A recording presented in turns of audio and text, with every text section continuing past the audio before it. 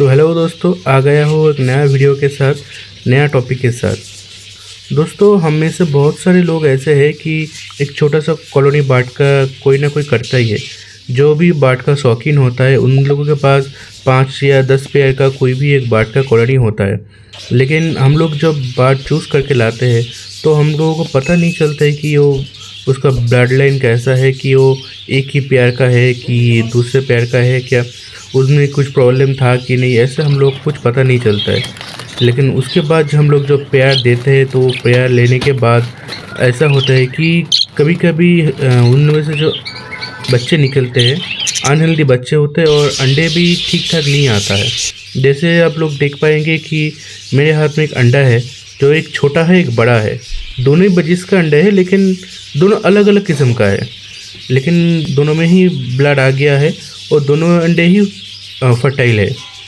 तो उसके बाद ऐसा भी देखा गया है कि बहुत सारे कैट बच्चे मतलब छांट बच्चे आ रहा है, जो ठीक से उनका फेदर नहीं आ रहा है।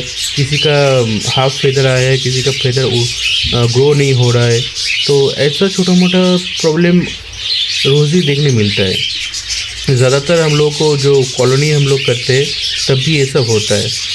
इसका मेन रीज़न है दोस्तों कि आप देख पाएंगे, हम लोग जब कॉलोनी में बर्ड्स को रखते हैं वहाँ पे यहाँ पे एक मेजर प्रॉब्लम आता है कि जब भी कोई पेयर ब्रीडिंग करने के लिए जाता है तो दूसरा कोई मेल या फीमेल आके उनको डिस्टर्ब करता है। तो जिसकी वजह से ज़्यादातर ये होता है कि छांट बच्चे मतलब जो छांट बच्चे या कैट बच्चे जो भी आप बोलते हैं वो ज़्यादातर आता है। जैसे आप देख पाएंगे कि सामने एक पेयर ब्रीडिंग प्रोसेस में है, लेकिन वो अनसक्सेसफुली ब्रीडिंग कर रहा है। जब भी ब्रीडिंग के लिए जा रहा है कोई ना कोई आकर डिस्टर्ब कर रहा है। तो इसमें ब्रीडिंग ये सक्सेसफुल नहीं है। तो ये जब भी कोई अंडा ले करेगा, मतलब मान लीजिए कि 10 अंडा ले किया कि 5 अंडा ले किया, उसमें से 2 या 5 अंडा या 2 या 3 अंडा ही फर्टाइल होगा, बाकी सब अनफर्टाइल होगा।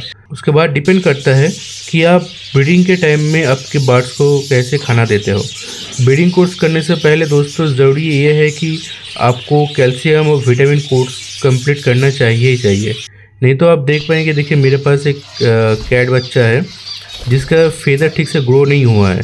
आप देख पाएंगे कि कैसा हालत है इसका।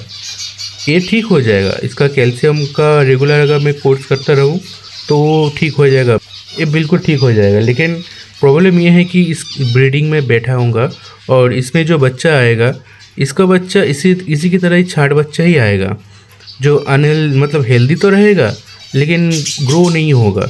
उनका जो फेदर है ठीक से नहीं आएगा। ऐसा कुछ ना कुछ आपको देखने मिलेगा ही मिलेगा। तो ज़रूरी ये है कि आपको आपके बर्ड को ठीक से खाना देना ज़रूरी है। क्या खा रहा है, क्या विटामिन, क्या कैल्शियम, क्या लग रहा है, आपको ज़रूर देखना होगा। और उसके बाद ये भी देखना होगा कि ब्रीडिंग जब चालू हो जा रहा है तो ज़रूरी ये है कि आपको ब्रीडिंग कोर्स प्रॉपरली कंप्लीट करना चाहिए और उसमें कैल्शियम का कोर्स ज़रूर करना चाहिए। और कैल्शियम का भी सिंगल यूज़ मत कीजिएगा। कैल्शियम जब भी आप लोग यूज़ कीजिएगा उसके साथ कोई ना कोई विटामिन आप मिक्स करके यूज़ कीजिएगा, क्योंकि कैल्शियम मेडिसिन डायरेक्ट यूज़ में नहीं होता है। वो थोड़ा भारी किस्म का होता है, तो नीचे पूरा बैठ जाता है और ऊपर में सादा पानी रह जाता है।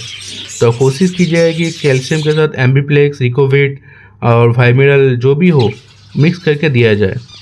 इसमें फ़ायदा ज़रूर होता है। मैं आपको दिखा दूंगा कि कैसे क्या दिया जाता है। या और जो भी आप यूज़ करेंगे, मान लीजिए मेडिसिन यूज़ करने का एक तरीका होता है कि आपको मिनिमम अगर 1 लीटर पानी आप यूज़ करते हैं तो उसमें 5 ml ही दीजिए।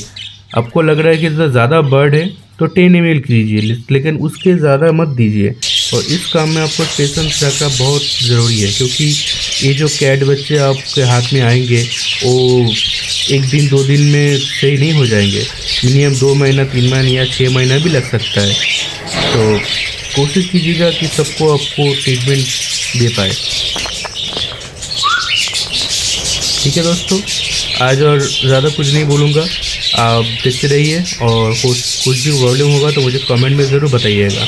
अगर आपकी कॉलोनी में भी ऐसा प्रॉब्लम आए तो मुझे ज़रूर बताइएगा। मैं जितना हो सके आपको लोगों को हेल्प करूँगी। बाय दोस्तों, मिलते हैं अगले वीडियो में।